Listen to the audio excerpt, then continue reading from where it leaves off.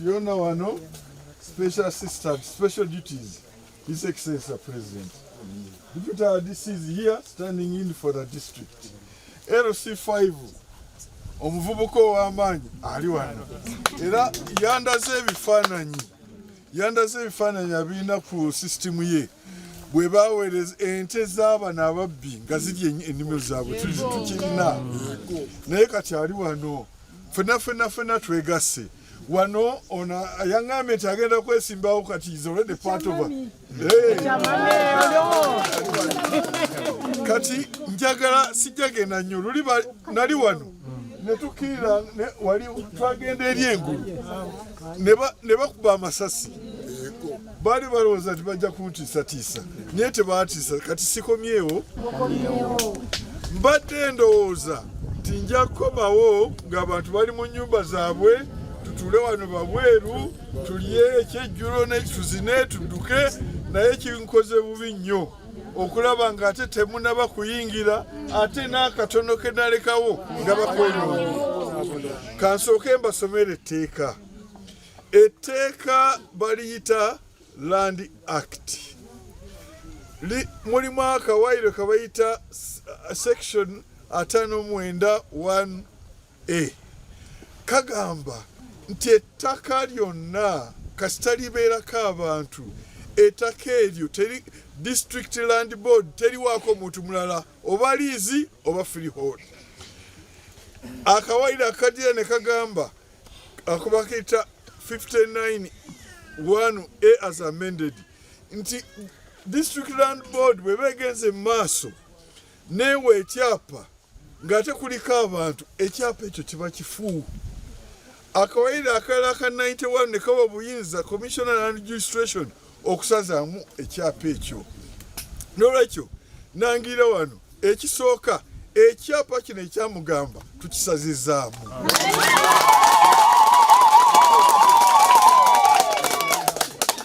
Era sebo RDC ojja originatinga petition eyo ngise mu system ngiragire Commissioner Land Registration ekyapa kino kisazibwemu nga nsinziramu section eyo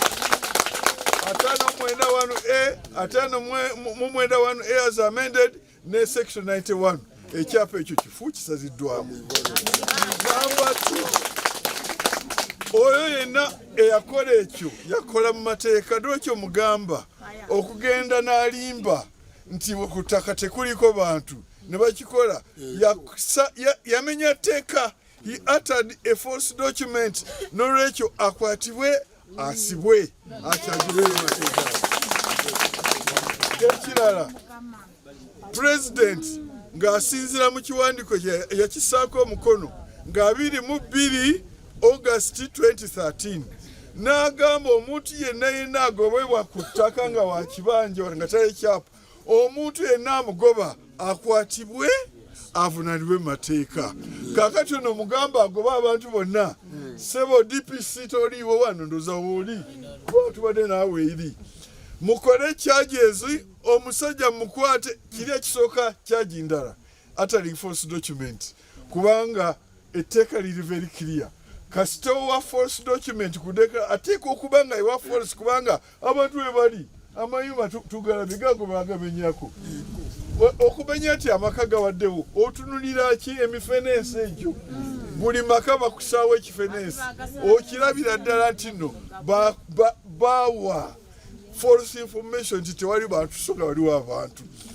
N'olwekyo omuntu oyo akwatibwe ekyo uttering false document, giving false information, ekyo kimu. Ekyokubiri ogoba abantu era ogoba abantu najja kubanga article 237 sub article 8 egamba ekibanja ky'omuntu kiri guaranteed kikye era polisi yagamba totunda kikyo. N'olwekyo oli ngono mugamba jja n'aletawo abantu azizza omusango gwe bayita trespass, criminal trespass. Sebo DPC oba wandika ojjamu kyajinga criminal trespass. Kati ennyumba z'abantu muziraba zonoonesi, that's malicious damage to property. Mumukwate mumukyajinga nda kyajeeyo waliwo kyajegamba yajja n'abatiisatiisa okubakubakuba ekyo bakiyita threatening violence oba causing actual bodily harm mu mukyajinga olw'ensonga egyo gyokka gimala okumusibisa mu kkomera n'amalayo ekiseera ekiwanvu ddala. So mukwate njagala nga bwe twali RDC bagambye twali nono wa special duty wa president eri ebuliisa oyo musajja kaawa musajja mugagga nnyo alina apartments e Kampala alina n'oluguudo luli mu linnya lya mutabani we naye twalagira nga bwe kiri ng'akozera bino omusajja mwamulaba mawulire abamulaba ng'akwatibwa era ali kyaki ono wangeri ki ali special ki lwaki takwatibwa. Ekirala tulabye ettaka ly'omutuuze wano alabire ani gwe nanyiryo liri wali lyajangu wano wonna bannayuganda baga ono olwaleero wetugamba sebo RDC muba West Security batwale ettaka lyabwe lino etteeka ligamba bw'ojja n'okola ku ttaka ly'omuntu ebyo byonna by'okoze byo bya nannyiniyo n'olwekyo neyasimbye bikajjo kati bikajjo by'abano mubawe security yenna sebo ogambye okubawa bano bawe era n'abateganya akwatibwe oyo yennyini anaaba trespassor. So tetwagala kuddayo kulaba ate waliwo omuntu azeeyo kaakati yesewo kifuifu wakyogedde ne LC5 ndozo wakizeemu president yawandiika n'asayininga ettaka lyonna eriri contested kubanga ono yajja n'agamba ti lirye kyokka kuliko abantu ng'etteeka ligamba nti lyabwe n'olwekyo that is already contested land. Ettaka eryo tekubikubibwa aba armed security guards n'olwekyo neyina armed security guard asangibwa wano bakwatibwe mangu sebo osabye extra force nze ne Fiona wano n'abala tujja kukola kyonna okulaba nti egyo ogifuna gwe kola bukozi ekigira ekisaba already waliwo meeting yasooka ne Inspector General Police tujja kukola endala in the meantime kozesa kyolinawo. Yesu yabuuza oli ti kiki kyemulina mu ngalo kyammwe ekyo kyemulina mukikozese